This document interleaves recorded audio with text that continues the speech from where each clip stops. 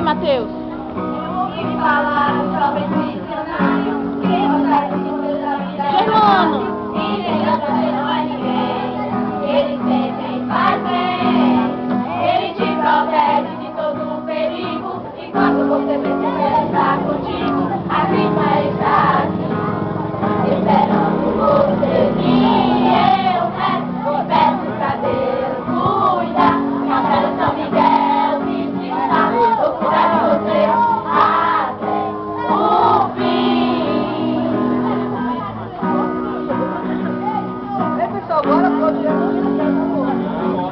Ô, Matheus, cala a boca!